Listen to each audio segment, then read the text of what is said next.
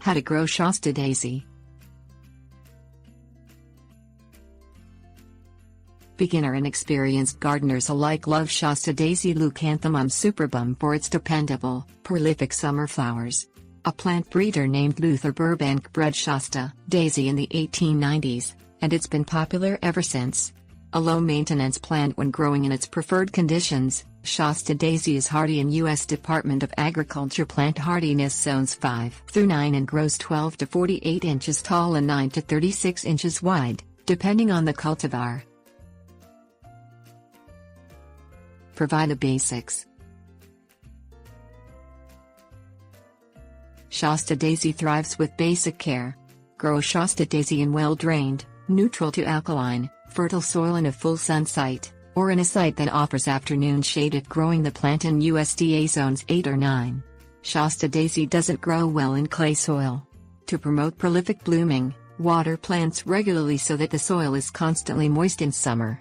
Excessively wet soil in the winter can cause rotting roots.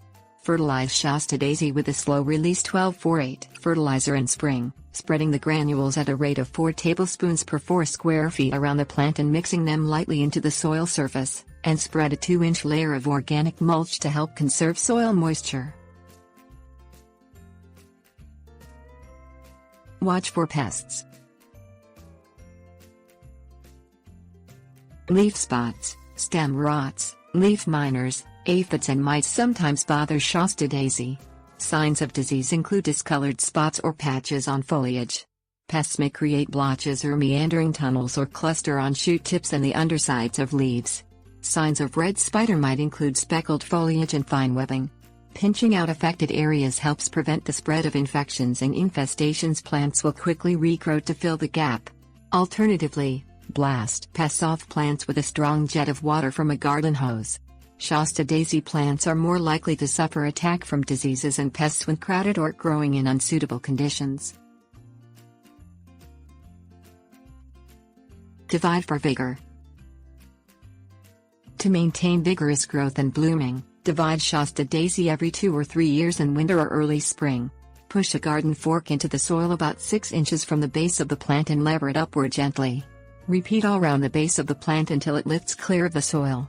Push a sharp spade through the Shasta Daisy roots to divide the clumps into 3 or 4 sections of equal size, and replant each clump spaced 24 to 36 inches apart or in separate areas of the garden. Place the plants at their original growing depths, fill in any gaps with soil, and water them thoroughly. Select varieties. Tall Shasta Daisy cultivars sometimes require staking, but Becky is trouble-free, and dwarf and double varieties are also available.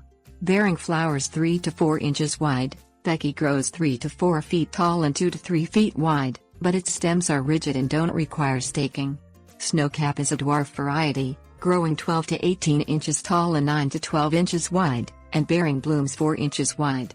Summer Snowball produces double flowers that show no centers, and grows 24 to 36 inches tall and 18 to 24 inches wide. All 3 cultivars bloom throughout summer and are hardy in USDA zones 5 through 9.